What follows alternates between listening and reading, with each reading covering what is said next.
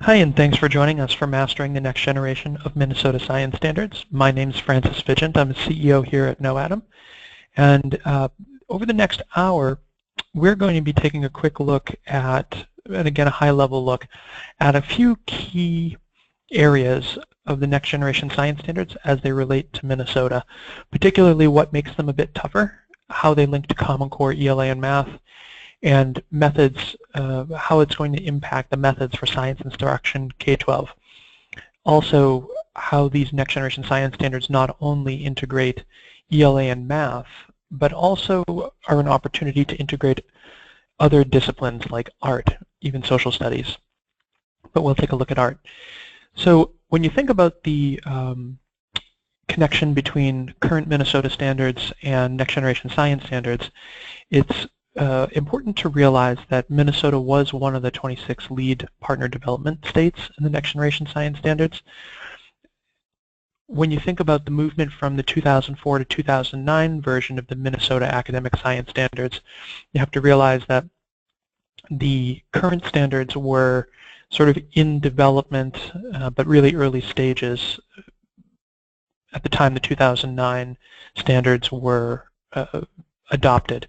The current Next Generation Science Standards were released in their final form around 2013, and so kind of in an in-between state at this point. It's kind of interesting. I'll show you some of the similarities, though, and I believe Minnesota's influence on the Next Generation Science Standards in particular.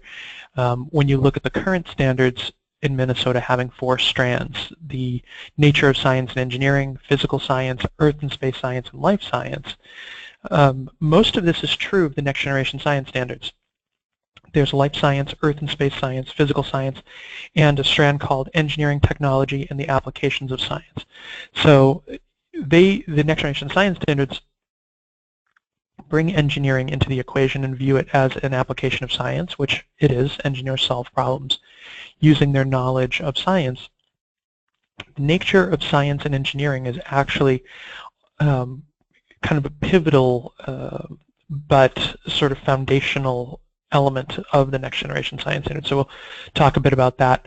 So the next revision cycle for Minnesota is 2017-2018.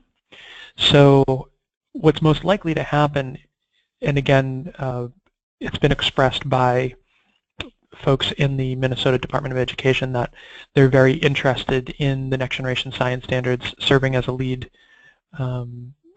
state in their development, and thinking about that 2017-2018 revision.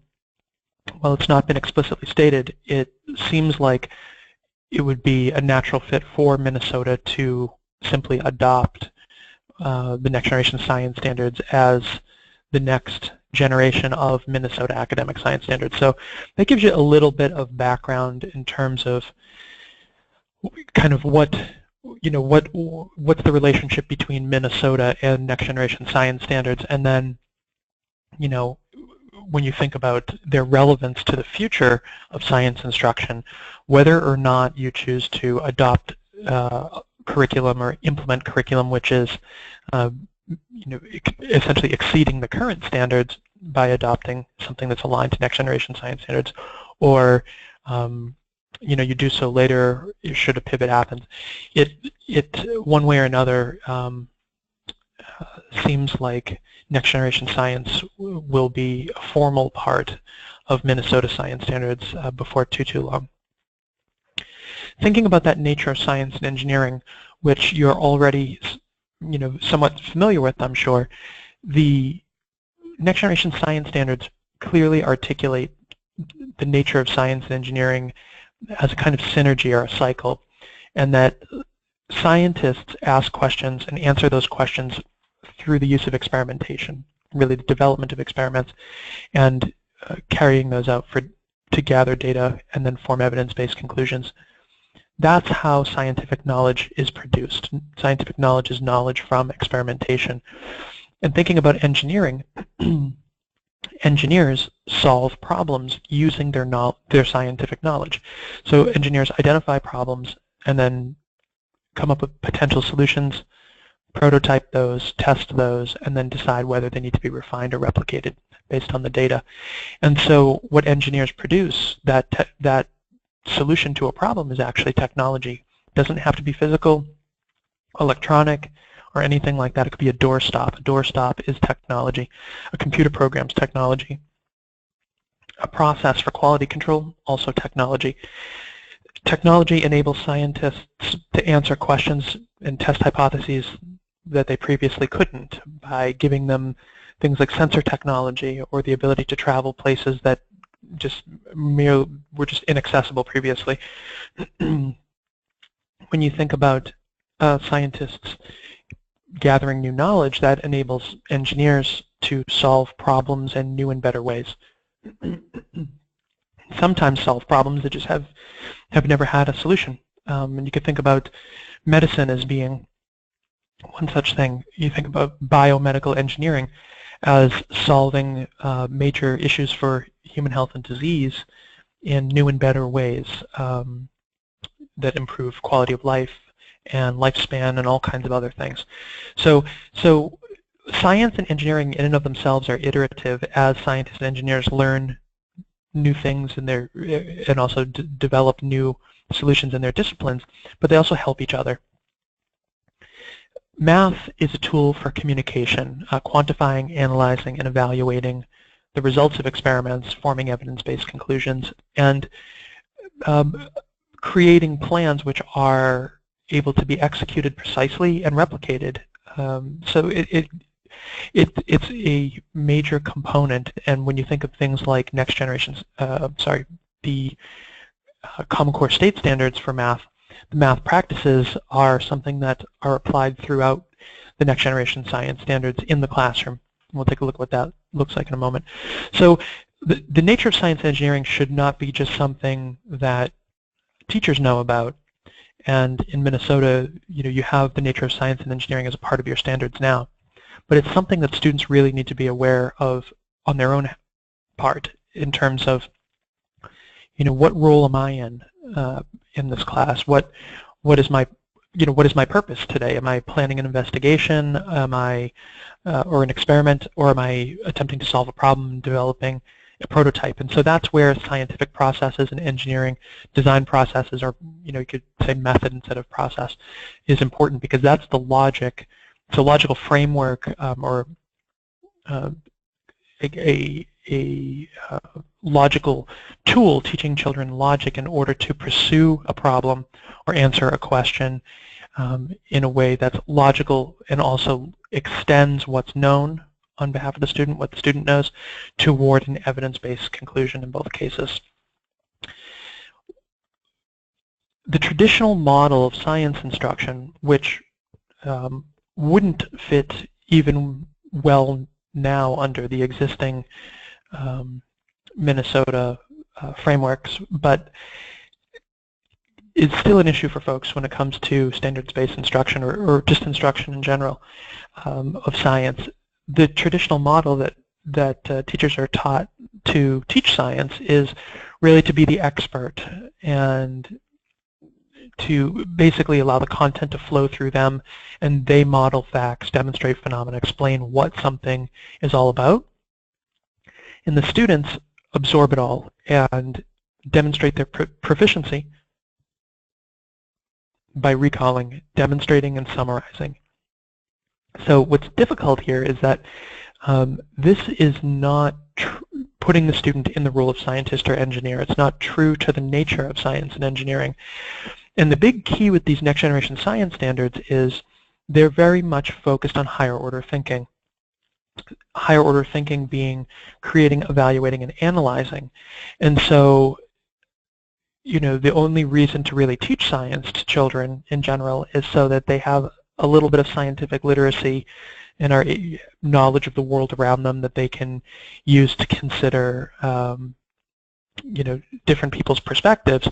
But only 4% of students go on to graduate with some kind of a STEM diploma at the end of the day, and that's more or less sufficient for the needs of our country. So when you think about it a little further, it's really these creative, evaluative, and analytical thinking skills, technical thinking skills, which are so vital and really are best taught in a science, technology, engineering, math classroom, and they're relevant. Those are skills relevant to any college or career choice a student makes, and really equip them well for life choices. So when you see a traditional model like this,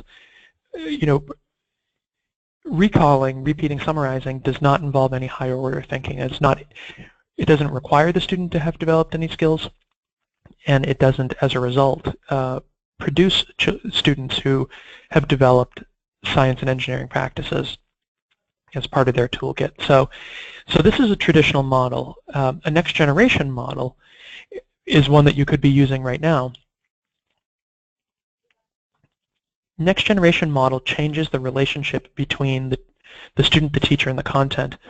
Instead of the teacher being between the student and the content, in fact, the teacher's acting as a coach and trying to strengthen the connection between students with skills, science and engineering skills, and the content and the phenomena of how that content manifests itself.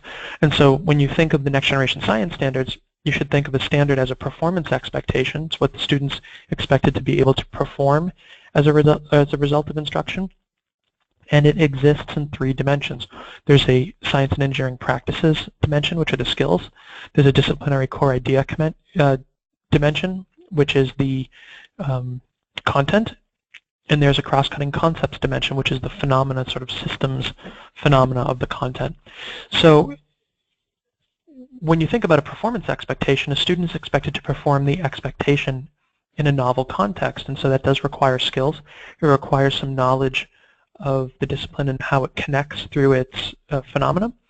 But really, the key here is extending, it's developing and using content with skills. So in this environment, the teacher is gradually adjusting supports, helping students understand how to engage appropriately, and redirecting and monitoring typically small student teams, group learning. On the other side, the student, to demonstrate proficiency, has to actually demonstrate the expectation. So what they're doing is actually developing and using the content with their skills, and then using those skills to solve problems and answer questions specifically. In our case, that's how we approach engrossing and engaging students in the content itself, in this sort of triad that I'm showing you, and also answer questions. The use of developing their own experiments and using them to then form those conclusions. Also, a student needs to be able to understand and describe the content in terms of how it interacts in its behavior. So that's the cross-cutting concepts connection. So you can see that it's very much a performance model under next generation science standards versus a traditional model. But what's great about this is it's good teaching and learning.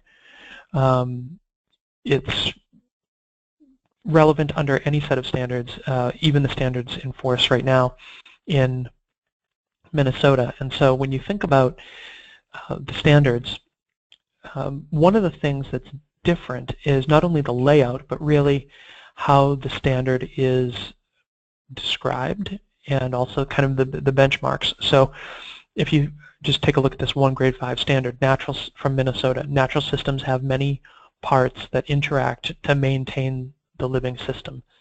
So it's not a performance expectation, it's just sort of a statement of fact, a general statement of fact.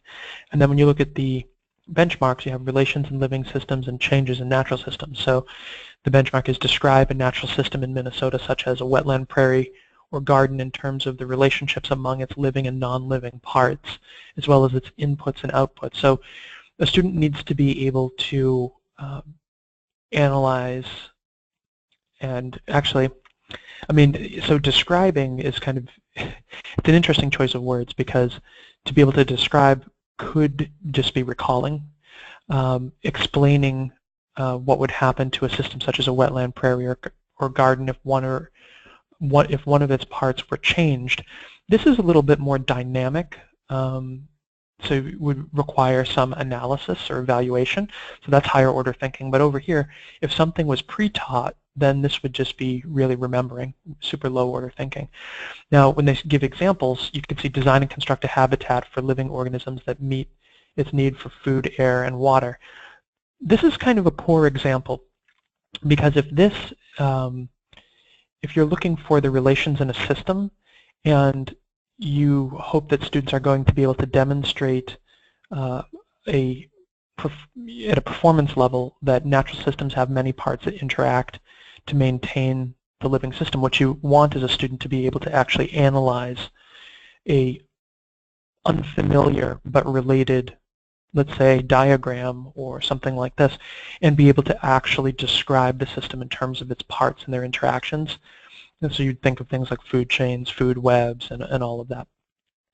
So designing and constructing a habitat really doesn't get at that, and so it's kind of a traditional way of trying to address the standard and the benchmark, but it falls short a little bit, even from a standards perspective, as an example. Now, when you look at the next generation science standards, and of course there's more to the documentation around big ideas and such, and you can see the big idea does tease out what I was mentioning earlier. The big idea is unifying science concept is systems and subsystems, and need to help students recognize the properties of organisms as parts of the ecosystem while helping them to understand the concepts of systems and how living and non-living parts are connected. So you can see that's when you look up here, that example doesn't, it's a poor example for this, but when you read the big idea, you can see how it's aligned to what I was explaining earlier. When you look at the next generation science standards, they're designed, really laid out entirely differently, but it's intended to make this connection much clearer. So here's the standard, which is a performance expectation. It's what the student's expected to be able to demonstrate as a result of instruction, and it exists and is expected to be able to be demonstrated within the context of these three dimensions: the skills dimension, which is the practices, the content dimension, which are the core ideas, and the systems dimension, which is the cross-cutting concepts. So think of it this way: these are the minimal skills required to develop this content in order to observe and connect with this phenomenon. And you need to engage in this in order to develop a model to describe the movement of matter among plants, animals, decomposers in the environment. And what they break out in the disciplinary core ideas is the fact that we're talking about plants, animals, decomposers, producers, food chains, food webs, and the cycling of matter between living and non-living things in and out of the environment. So it brings all those parts much, together much closer and more clearly, and I think it articulates the expectation of the students much clearer versus the existing standards, which don't really articulate the expectation of the student except at a very low order of thinking. And this is focused on a much higher order of thinking. If, thinking about thinking, a metacognitive discussion, the Bloom's taxonomy traditionally is lowest order to highest order: remembering, understanding, applying, analyzing, evaluating, creating. With these new standards, creating, evaluating, and analyzing should be happening simultaneously in the classroom. And the reason that's the case is that applying, understanding, and remembering isn't sufficient to engage in the practices of science and engineering. And what I mean by the practices is these, at a high level, these 8 tools that scientists need, engineers need, in order to develop their discipline. So these are the skills that students need to develop directly from the framework. So it's a student who needs to be able to ask questions in a scientific context, define problems in an engineering context, not only use models but develop them, not only carry out investigations but plan them, not only interpret data but also analyze it, do the mathematical and computational thinking and analysis of that data, construct evidence-based and well-reasoned explanations in science, design solutions to problems in an engineering context, engage in argument from evidence. So again, when you look at number 8, you need to be able to obtain, evaluate, and communicate information. So while these are made, where these are sort of unpacked throughout the standards, at a high level, these are the unifying 8 STEM practices across all grade levels. And so, and again, it's all grade levels. So whether it's kindergarten, 1st grade, 5th grade, 10th grade, students are engaging in all these practices and are required and expected to be able to demonstrate proficiency with them. What changes is the content context, as well as the number of variables, the complexity and depth with which the students are responding. Think of it that way. As they are deepening their understanding over time, they are, and also developing just cognitively, socially, and such, the types of answers you get change in depth. So that's true. So what you see in a 2nd grade classroom is requiring these practices as much as what you see in a 5th grade classroom. Now, the practices get applied within the context of the scientific or engineering design process. I'll pull that up for you here. So one of the key pieces is that some folks there's certain pockets of discussion actually. So science and engineering is not prescriptive. Anytime you extend what you know into something that you don't know, you can't prescribe the outcome, right? There's no script. It is unknown. It's the nature of being unknown. However, process is logic. So in order to progress from a problem to an evidence-based conclusion, we need to use logic. We need to use what is already known that we have access to. We need to come up with our own hypothetical answer to a question in the case of science. And then we need to think about how we can gather data and the materials needed in an actual procedure that we would use to gather the necessary data to reflect on that hypothesis. Perhaps make a diagram in order to show what that procedure looks like in action, and then actually carry out the plan. Carrying out the plan yields data, and that data is what we can analyze to then form a claim, support it with the result of that analysis and actual data, and reason it in writing. So the scientific process is just a logic for applying all of those 8 practices in different combinations in order to pursue a question, and similarly but different in the engineering design process as you go from a problem to an evidence-based solution. Both science and engineering are iterative, so you can imagine after progressing through and coming to a conclusion, most likely, whether you're dealing with science or engineering, you're going to have learned something and pivot or refine in some way. And so that's where science and engineering really become nonlinear. It's just sort of this, it's this like inchworm, step by step in nonlinear patterns as you kind of step away from it. And so think of the science and engineering process as filling that role. The parallel in K-12 education is probably best identified as the writing processes and the writing practices and writing process. So think about writing practices as word choice, voice, sentence structure, and so on. The writing process is brainstorming, pre-writing, drafting, revising, and editing, revising, and publishing. So when you think about it that way, in order to go from an idea to a high-quality published work, of course you need the tools of word choice, voice, sentence structure, and tone, and so on, but you need to progress logically with, from the idea towards a high-quality published work. Now, does everybody do that? No. Can you create a high-quality work without any of that? Sure. But it's, it defies logic, we'll put it that way. It's not necessarily, your likelihood of creating a bestseller by approaching writing the way that you might approach a quick email to somebody is unlikely.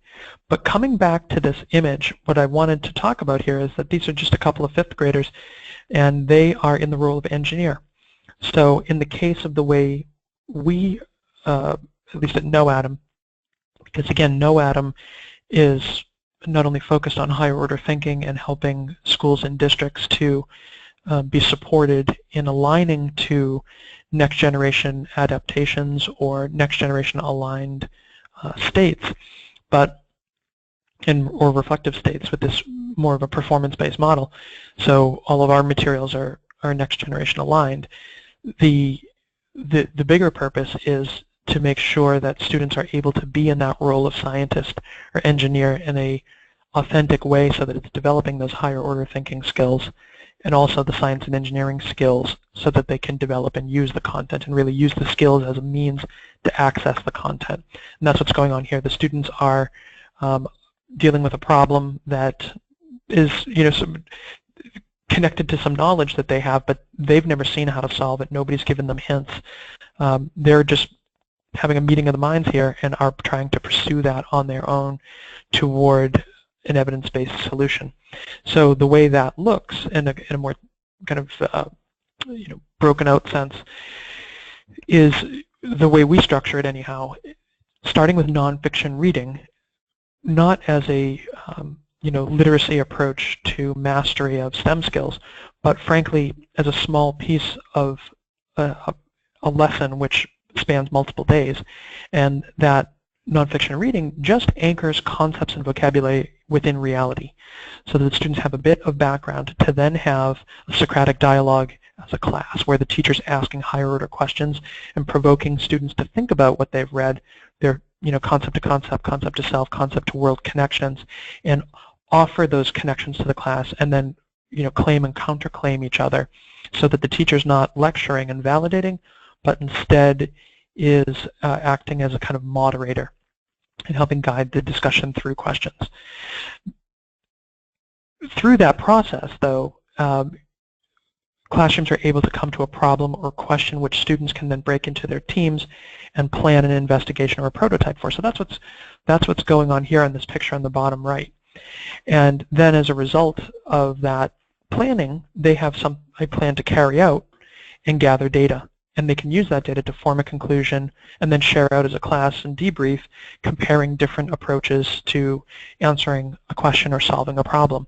Now, all of this is so important because there's a new definition of effective STEM instruction. Effective STEM instruction, and this is the definition from the National Research Council, capitalizes on students' early interest and experiences, so it starts in pre-K kindergarten. It identifies and builds on what they know, and it provides them with the experiences to engage them in the practices. So the building on what students know is key because it means that this is an intentional nurturing process, not just September through June when you think about how concepts scaffold intentionally and lessons and units scaffold, but furthermore, it's one grade level to the next, so that if you picture the user's experience as the student, then what we're talking about here is that student experiencing science and engineering from the perspective of the scientist or engineer, and it's been thoughtfully articulated in such a way that the concepts articulate and they can actually reach out and make those connections so that you get those aha moments almost by design, even though it's we talk about understanding by design. That's really what it means, intentionally building on what students know, at least in part, and providing students with the experiences to engage them in the practices, and those practices are the science and engineering skills specific to the discipline, those 8 that we discussed earlier.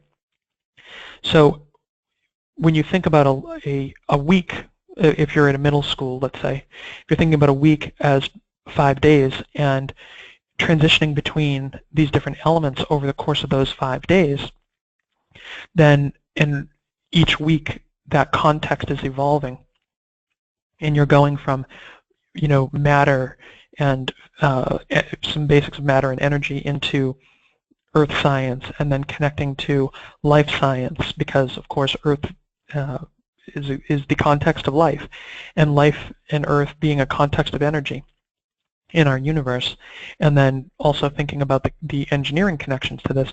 What's happening is that students are engaging not only in lots of nonfiction reading and dialogue, but it's really that they are being engaged in the practices over and over again, and furthermore, it's their interest that's being sustained.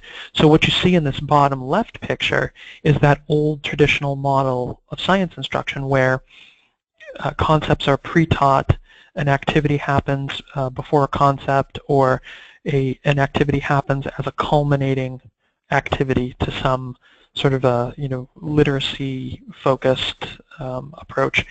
But that has to go away under the closer that standards get to what the next generation science standards are in Minnesota, because the next generation science standards really require students, and you can see here because they were born from this National Research Council investigative kind of process in the early days.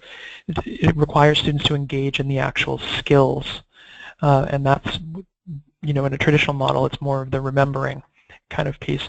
The way that looks, let's pick middle school again. So the way that you pull science and engineering together within, let's just pick 2 weeks.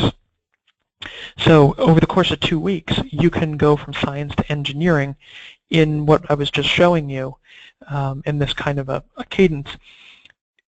And I'll use the example of the connection between earth, water cycle, groundwater, sedimentation processes, and aquifer depletion and replenishment, and all this kind of stuff.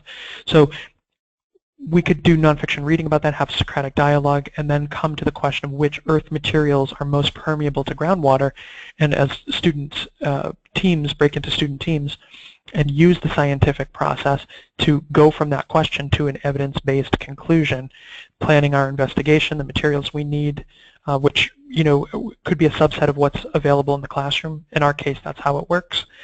Develop a procedure, carry that out, and form an evidence-based conclusion. As part of the wrap-up to that, we could then transition into talking about issues that impact the interaction between the water cycle, the earth, the water table and aquifers and such, with pollution. Talking about the types of pollution, where it's found, and so on, and connecting that that concept of pollution, which is a contemporary issue, to the scientific knowledge that we have and that experience with the different levels of permeability of ground materials. And when we think about the problem for humans or for livestock, when we think about wells being polluted from sources of pollution very far away through groundwater flow, students can be engaged in that next lesson as engineers, trying to solve the problem of a fictional town needing low-cost water filtration devices that remove sediment and non-point source pollution from groundwater. And so you can picture students now putting on the engineer's hat with some fixed maximum amount of resources available and pursuing that engineering design process towards an evidence-based solution to this problem. So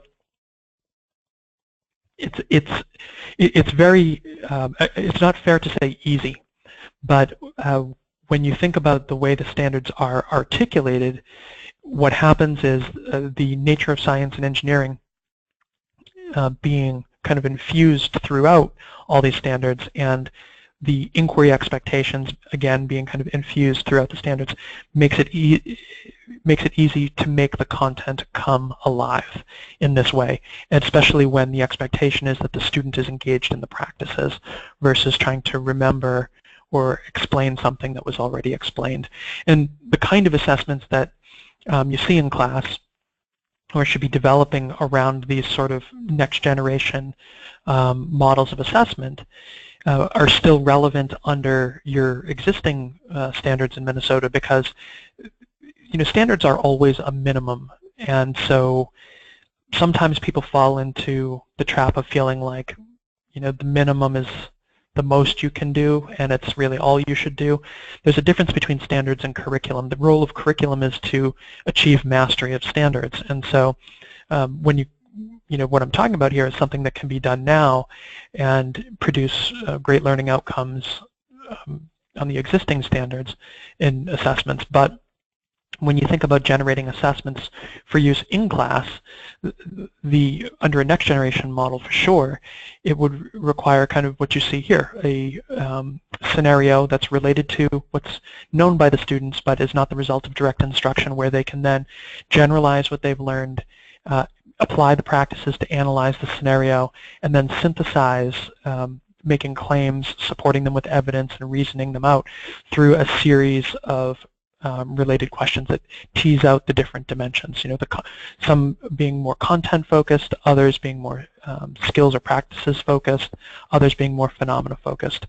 And so when you think about the current assessments in Minnesota on the MCAs, it's here's an example of at a grade 5 level the current types of questions you see. So the current assessments are pretty basic by comparison. So I'm going to show you, so we'll just take a look at this one. We'll take a look at a next generation aligned assessment so you can get a sense of what I mean.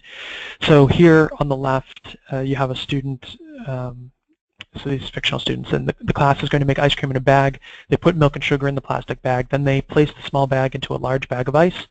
They add salt to the ice and shake the bag for 5 minutes. And then you have a multiple choice. What will happen to the milk when it gets cold? So basically understanding, remembering phase changes, understanding them, and maybe being able to, we could say, you know, still in lower order thinking, but getting a little higher, apply that knowledge of phase changes to these 3 options. A student would be able to, you know, identify B.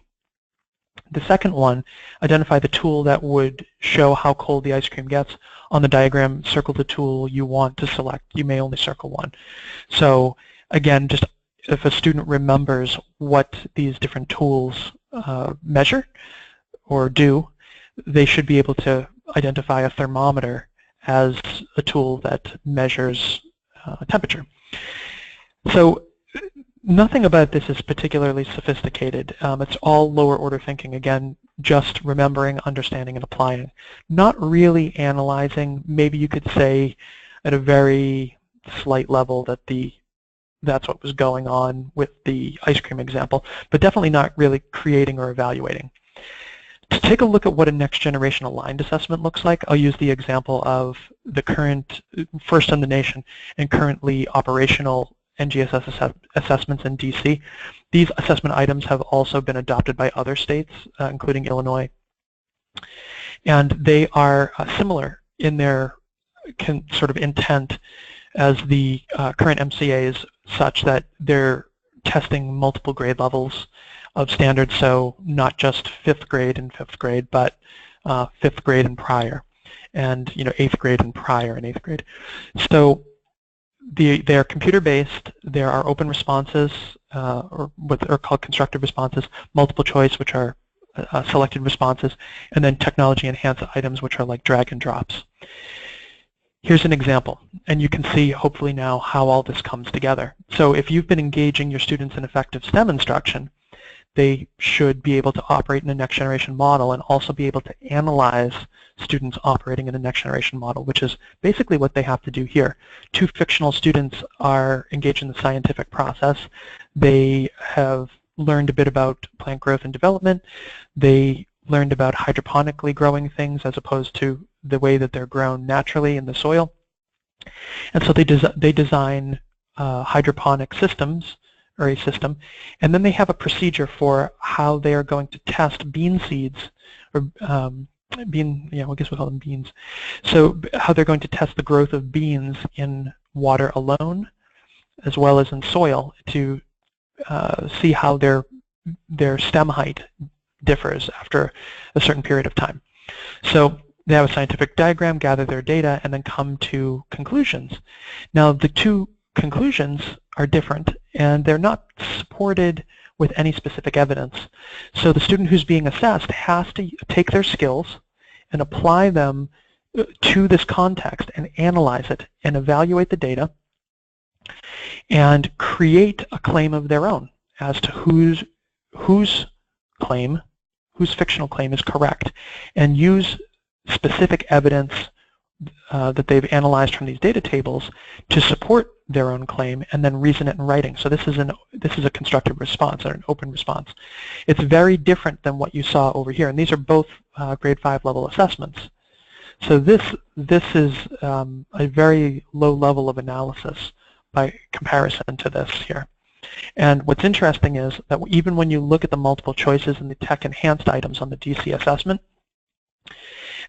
you'll see that here students have to analyze the different organisms, drop them into their proper place in a food web, and then explain the shortest path for energy to get from the plants to the fox.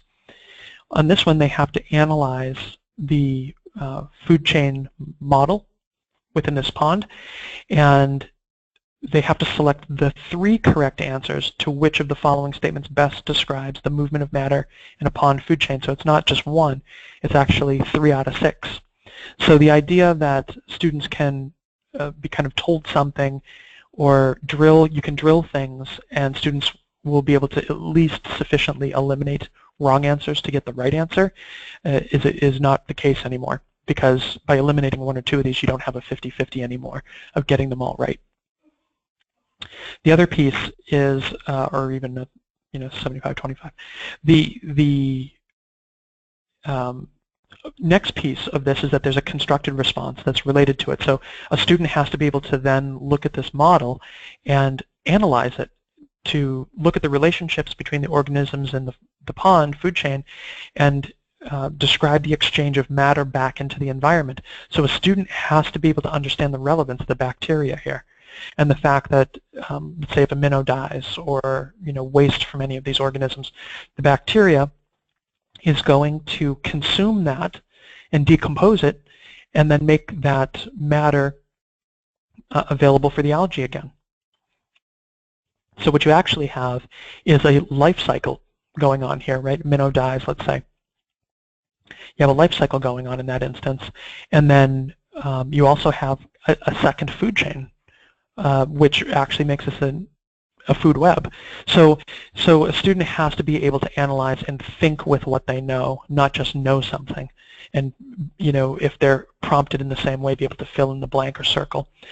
So I won't go into any more of these items too much, as closely, but basically you have more scenarios, continuing theme, same characters. However, looking at other ways that waste and matter re-enter the environment. Again, 3 out of 5 possible options have to be selected. And over here, there are certain criteria, decision table, and different options, and the student needs to identify which of the 3 solutions best meets the 6 criteria, and they have to be able to use evidence to support that claim. So again, it's that claim evidence reasoning based on their analysis and evaluation of the circumstance. So that, remember, understand, apply, lower order thinking is just not sufficient. You have to be able to create, evaluate, and analyze simultaneously as a student under next generation science standards, and which kind of brings us back to what you see going on here. In the classroom, that's the opportunity for students in that next generation inquiry environment to really attempt to perform the expectations for the first time and to learn from that experience and to develop a clear understanding of the expectations of them when it comes to performing science and engineering and using their skills and connecting the knowledge and actually developing and using it so that when they get to assessments that are higher order, and what's interesting is those skills are just as applicable here. I mean, you can imagine if your student has those skills on the MCAs as they are now, they're just going to, score incredibly well, and that's all that there is to it. It's not going to handicap them in some way. So when you think about ELA and Math Common Core, you have to realize that in that next generation inquiry environment, you have crossover between all these disciplines, that there's the technical subject standards, communication standards, and writing standards in an ELA sense, nonfiction reading and writing happening. Those plans are actually nonfiction process writings. They're evidence-based conclusions, and they are nonfiction text. in a math context, those Common Core math practices are key. Graphing all the calculations in terms of applying operations, mean, median, mode, difference of an average, so on. All of that's taking place. The only things that are science only are the experimenting and prototyping themselves. But I pulled a couple middle school Common Core standards out just to point out that when a student follows precisely a multi-step procedure, they're not engaging in science, they're actually engaging in ELA. It's the planning, the creation of that procedure that is science and related to a science and engineering practice. Distinguishing between fact and speculation, expressing information visually, so on. All of that's ELA, technical subject standard related. Those math Common Core practices I mentioned earlier, making sense of problems, persevering in solving them, reasoning abstractly, modeling with math, attending to precision, constructing viable arguments, all of these are Common Core math that come alive when students are in that role of scientist and engineer. And so it's important to kind of think, I guess, about the culture of the classroom as being one of a culture of critique, because that's how skills are developed, is through critique, and that's how a student is able to understand something that's this complex, in a sense, through critiquing one another, critiquing themselves, and with appropriate critique from adults as well, the teachers, that that they refine their practice is really what it is. What's interesting is artists are trained, whether formally or informally, in the same sort of environment. And when we talk about the crossover between science and engineering practices and the higher order thinking into the arts, so not just, some people use the acronym STEAM, science, technology, engineering, art, and math. That acronym, people sometimes get confused that artists make things pretty, and that's really not the case. Artists engineer communication. They try to solve problems and make statements that they perceive through a medium like, dance, music, sculpture, oil on canvas. And by training students to, with science and engineering practices, and to think creatively, evaluatively, and analytically, we are making them better prepared to engage in creating art as well as consuming art. We are helping them to be better communicators and receivers of communication. And so I show this Pablo Picasso work, Guernica, on purpose because Pablo Picasso lived in exile, and he lived in exile because his freedom of speech was not protected. He was an artist. He engineered communication. He did it through painting and drawing. And at the time, the fascists were committing atrocities, and he was particularly disturbed by the atrocities at Guernica. And so when he was commissioned to do a piece of art for an international art exposition, he created this. Now you'll notice it's not particularly pretty at all. And it's showing destruction of human and animal life, and chaos and fatigue and all kinds of tumult. And it's one of his most famous, if not the most famous, work that he did. He sent it to the art exhibition, and he did so to say to the world, here's what's happening in this town. Here's what the fascists are doing. I see it. You need to see it. And it was a message that rung loud and clear, even to the fascists, because they came back to him after and said, what did you do? Really upset about the fact that he sent this. I mean, upset about a painting. And he said, I didn't do it. You did. And so you can see that in that statement it was an intentional act to communicate this through painting to the world and to the fascists and so on. So the reason I say this is that if you're thinking about the arts and their relationship to STEM, science and engineering, with the new standards, even the existing standards, it behooves you to loop your art teachers in and help them understand, too, that these skills are something that can be leveraged when we teach children to communicate using those skills in different mediums, and really think of art that way as opposed to something pretty, because artists don't get in trouble for making pretty things. They get in trouble for making controversial statements, and that's really what artists do. They make statements. Sometimes they're controversial, sometimes they're not, but they're very targeted and to specific audiences. So I'll leave that, but just wrapping up here, the connection between curriculum, materials, and professional development in the classroom under the existing standards, or future evolutions if the next generation science standards are adopted as the, once the next review is through in Minnesota, just another year or two away here. You want, when you think about that the definition of effective STEM instruction, you want the pieces to come together kind of hand in glove to support that STEM learning environment. And the challenge right now is, and I'm showing KnowAtom resources because that's what I have access to, so I'm not trying to pitch here, but I guess the challenge is that many of the resources that claim to be next generation aligned really aren't, because next generation aligned resources, you can look at peak alignment, PEEC, you can look at EQIP guidelines for well-aligned science, a rubric to show well-aligned science resources.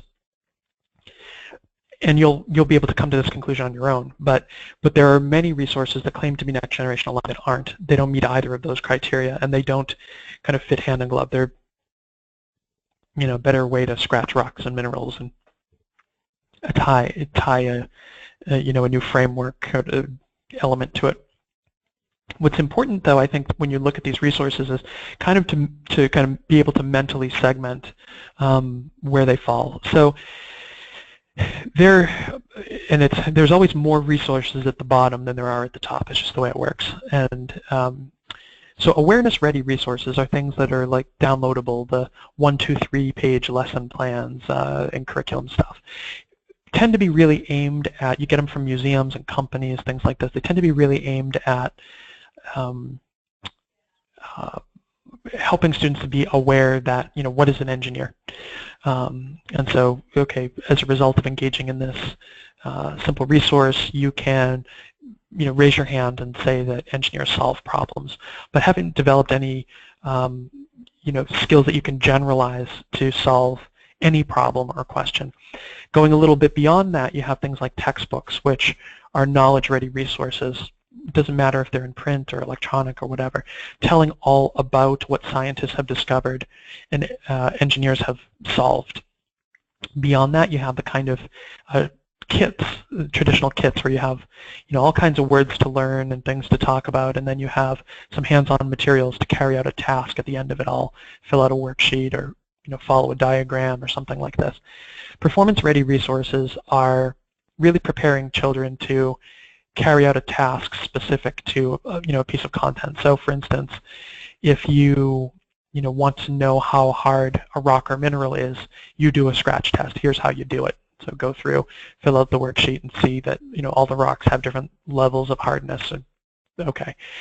Mastery readiness is what we were talking about before with those assessments when we were looking at them.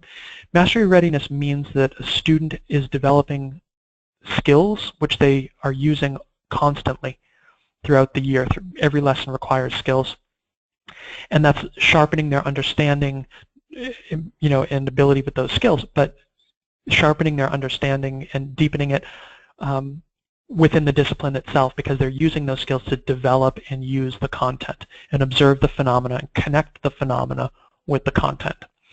And that really empowers students to be able to then generalize what they've learned and extend, and that's what we were seeing with those scenarios, extend what they've learned into new places, into areas that aren't the result of direct instruction. And that's the thing, direct instruction in a next generation classroom really doesn't have much place, because what you want is students developing skills and using those skills to discover the connections and to uncover the knowledge. And so that's where that thoughtful articulation comes in.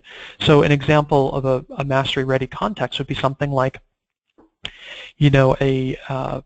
an architect planning a commercial kitchen and having certain criteria that architect needs to meet, and yet having to solve the problem of durable counter surfaces. And because of the criteria, there are cost criteria, there's temperature, and all the different things that that a countertop will need to scratch resistance and such that a countertop would need to experience and be able to stand up to, that a student who's shown in this context a table or even just different materials has to be able to potentially gather evidence of the properties of those materials, but if not, at least be able to analyze and evaluate the properties of different substances that are presented to them in order to form an evidence-based claim about which material best solves the problem of a durable countertop in that commercial kitchen, and support their claim with evidence from the table and link it to the criteria and reason that in writing. So that's what mastery readiness is looking at. That's what we aim at, and I guess biased, I think we do a good job. If you want to take a look at any of those resources, you can. They're available at KnowAtom.com at least a month for each grade level. But I want to show you, even with testing that's not aligned to the next generation science standards, how powerful these skills are when they're put in different types of environments and produce exceptional outcomes. So I'll show you a couple of examples from these schools here. So the state average, this is from Massachusetts, the state average in Massachusetts is 50% for advanced and proficient scoring students, which is kind of alarming in and of itself, but nonetheless, so 50%. And then as a result of teaching and learning in a next generation inquiry environment with the kind of resources I mentioned you can download and look at in this kind of model, you see students getting really immediate gains and then those being sustained over time. The plateau effect that you see here is kind of a mathematical, not quite an anomaly, but a phenomenon of its own. In order to get above 80, it takes students pretty much getting every point, particularly on the constructed responses. And so, it's just if a student misses a point, they lose. Items are not equally weighted because of the weighting of the item and the point that they lose. This is kind of what happens. But nonetheless, there's still room for improvement. This particular example is a suburban example where there's only 20% high needs and 7% low income. Now I'll show you a more urban example where there's 35% ELLs, 72% low income, 65% free lunch, and 75% high needs. And you can see that 50%, the student body goes from below 50% past the state average to 70%. And then over that course of two and a half years, they have added 51 points to their advanced and proficient scoring students. And it's correcting here, or not correcting, but there's a downturn because in this school environment there's massive turnover on a fairly regular basis. It's not a charter school, these are all district schools, but and not to say that charter schools have massive turnover, but there's a process called bumping and bidding, which is a function of a union contract that based on seniority, individuals are potentially bumped out of jobs and can bid into other jobs regardless of grade level, and it's quite a thing. And also being an urban district, there's a lot of new teachers that sort of come and go. But nonetheless, what I want to show you with this positive trend is that when there is a shock to the building, whether it's a change of administrator or teachers, as was the case in these different instances, that the students don't fall all the way back to zero. They're still performing well above state average, despite being challenged as an urban school with all the challenges that urban schools have to face. And then I'm going to show you a really extreme case of one of the bottom middle schools in Massachusetts, where so there are 26 large cities in Massachusetts, and this school is at the bottom of all schools in all cities and all towns and everywhere in Massachusetts, with only 4% proficient. They weren't the bottom, believe it or not. There's a few schools that are below this, but nonetheless, look at the number of basic, below basic students, the warning failing level.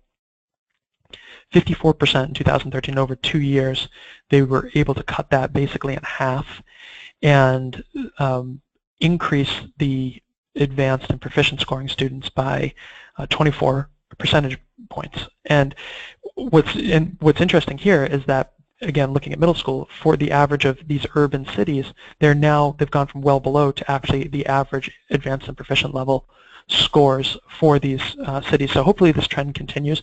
This is the most recent data available, but nonetheless, I will show you the demographics here too, and you can see up in the top that data change. But the demographics are 64% whose first language are not English, 15% ELLs, 95% low income, 87% free lunch, 97% high needs. So really, challenging environment, and yet they're able to make those types of gains so quickly, and hopefully continuing. And we see other similar things in other states. I use Massachusetts example. Here's a New Hampshire example, and the purple and yellow are our cohort, and the pink and that teal color is the state average. And you can see these are different physical earth life and inquiry areas where the state tests, and in each of these they're performing upwards of 20–30% over state average, and these are successive years. So that's one of the interesting things, is that you tend to get a compounding effect as students, when you think about that intentional nurturing process, as students move from one grade level to the next, because those practices are infused across each of the grade levels and they're deepening, that students are registering better and better results as a result of refining their skills and being able to connect more and more aspects of the disciplinary core ideas, the knowledge and phenomena as well. So I'll mention to you that there's a number of other webinars available. One you may want to take a look at, KnowAtom.com/strategically. All these are free. If you have any questions, if you haven't dropped them into the question panel and you have a question you want to drop in, feel free. My name's Francis. Again, if you want to reach out about any questions you have that you come up with later, feel free. You can reach out to Mary Ellen DeLacy by email and just mention my name. She'll get it to me and I'll respond personally. You can get her by phone as well, or if you have trouble registering for this webinar or anything else. We will keep an eye out on your email for a follow-up with a link to this webinar if you're on the live session, and that'll come from Mary Ellen. Just because when we send links, sometimes they end up in people's spam folders or junk mail. Keep an eye out for that. Other ways to stay connected and get a bit more. This is really a high-level discussion today, but we have discussions that drill into what a next generation Socratic dialogue look like, and really kind of walk you through how to do that, as well as how to align curriculum, what that looks like, and really a walk through a next generation lesson and unit, what that looks like.